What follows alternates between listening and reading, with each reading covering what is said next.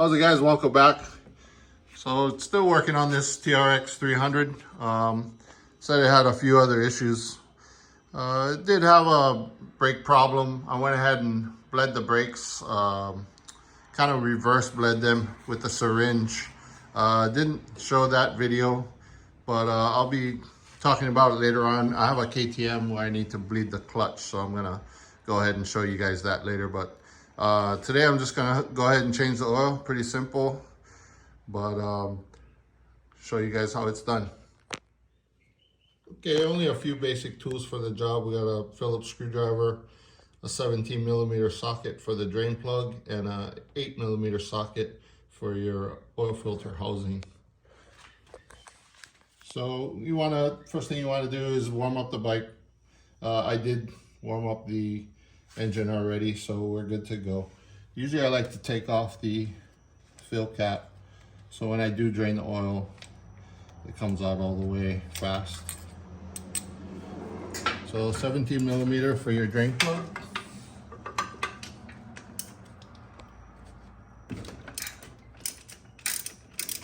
Oh yeah, guys, don't forget the drain pan.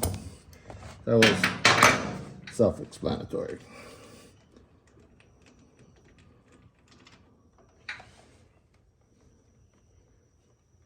Okay.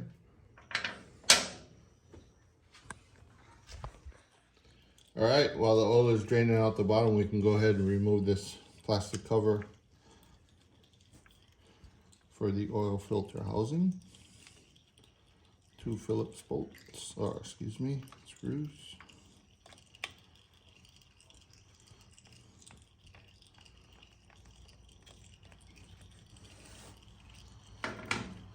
We have the housing itself.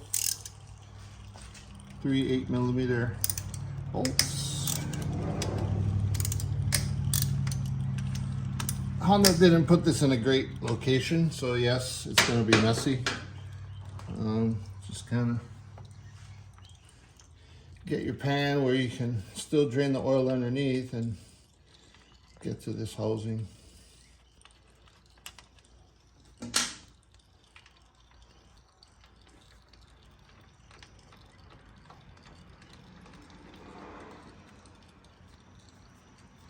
I guess I should have used my Milwaukee, but that's okay. There's only 3 of them.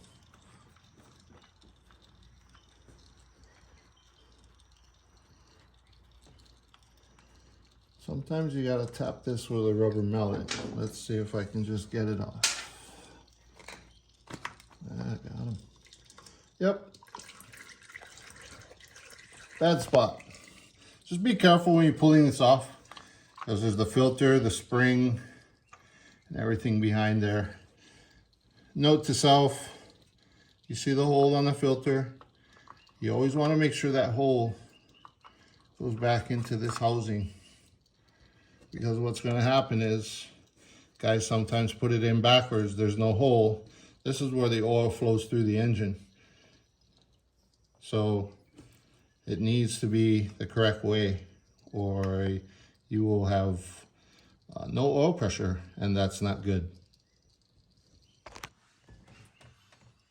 All right, next is your spring back here. We can go ahead and take it off for now just so you can see it, but you definitely want to make sure that spring is back in there.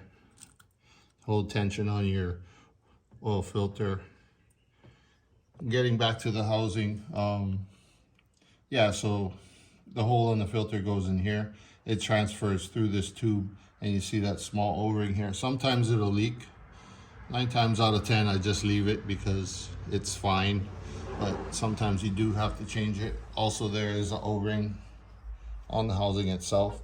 Just make sure it's not cracked. A lot of guys tell you to change them. You can, it's fine.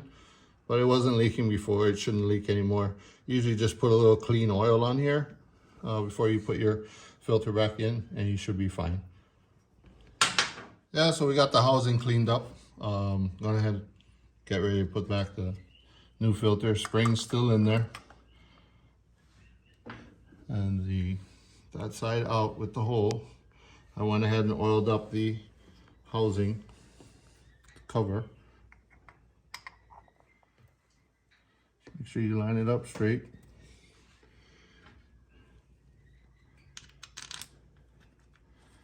And start your bolts evenly. You don't want to torque down one side too much, and this thing will guarantee to leak.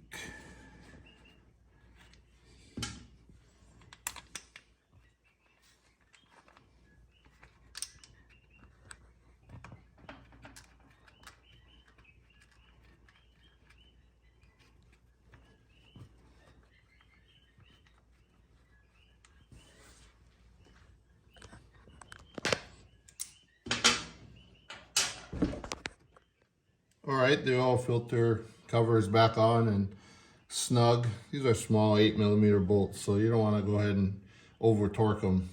They will break. The little plastic housing is back on with the 2 screws. By this time, your oil should be fairly well drained out. I'm going to go ahead and put back the drain plug. You want to check your plug. You know, they have a crush washer on it. You can change it. Some of them have an O-ring. This one has a crush washer. It looks in really good shape. I'm just going to go ahead and reuse it.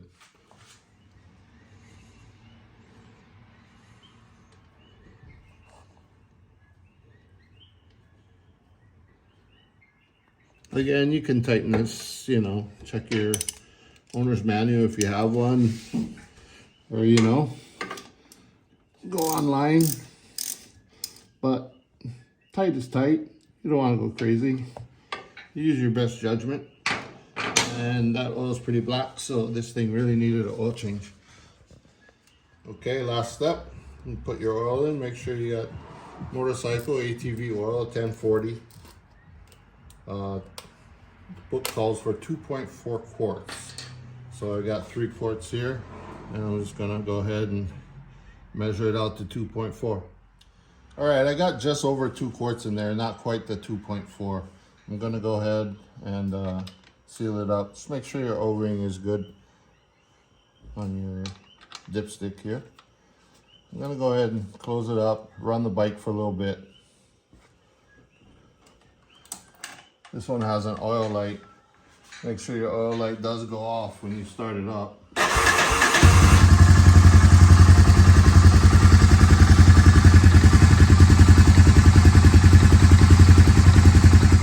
We idled the bike for about a minute, enough for the oil pressure to go up, fill up the oil filter. Then we go ahead and check the level. When you check the level here, just set the dipstick in. You don't need to screw it in. And you have your high and low mark here. Looks like we're just above the high mark. You're in a good range there, but you want to get it up to the top if possible, since you just did a nice fresh oil change, get her all topped off. So I'm gonna put a little bit more in it and we should be good to go. All right guys, that should wrap it up for the Trx300. I'm sure the customer will be happy.